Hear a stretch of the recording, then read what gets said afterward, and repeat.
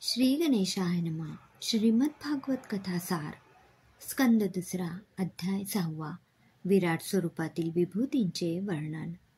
ब्रह्मदेव म्हणतात, या विराट पुरुषाचे मुख वाचांचे व अग्नीचे, सप्तधातू छंदांचे आणि जिव्हा देव पितर व मानव ह्यांच्या अन्नाचे व सर्व प्रकारच्या रसांचे उत्पत्ती स्थान होय. ब्रह्मदेवाने त्या विराट पुरुषाच्या देहेंद्रियादींचे ठिकाणी ब्रह्मांडातील कोणकोणत्या योनी आहेत याचे सविस्तर वर्णन नारदास सांगितले.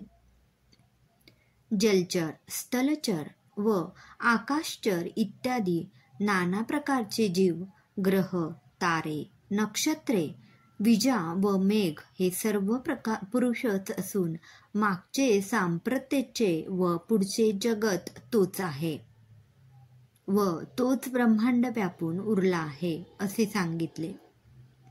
ब्रह्मदेव म्हणतात, अशा त्या महात्म्याच्या नाभी कमलापासून जेव्हा मी झालो तेव्हा त्याच्या अवयवांशिवाय मला यज्ञसामुग्री कोठे मिळेना.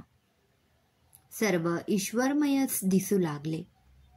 मग मी त्या यज्ञपुरुषाचे अवयव हीच यज्ञ सामुग्री आहे अशी कल्पना केली व त्याच्या योगानेच मी ईश्वराचे यजन केले.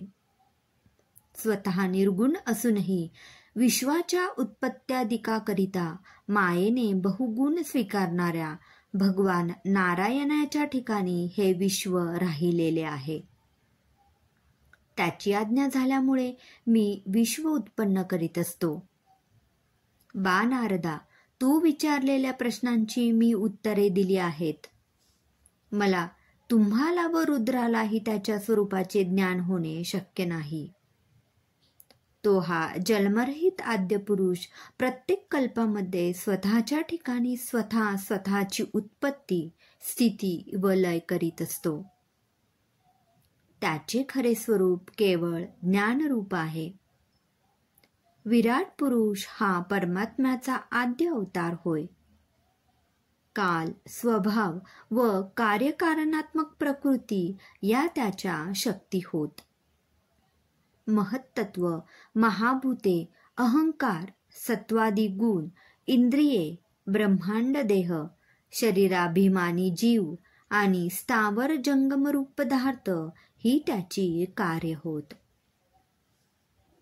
या जगात जे काही म्हणून अद्भुत आहे ते सर्व हे नारदा ईश्वररूप आहे असे समज. त्या महाशक्तिमान परमेश्वराने जे काही विशेष अवतार घेतले आहेत ते क्रमाने मी तुला सांगतो. भगवंताच्या त्या कथा पुण्यप्रद आहेत. द्वितीय स्कंदातील 6वा अध्याय समाप्त झाला. ओम नमो भगवते वासुदेवाय नमः.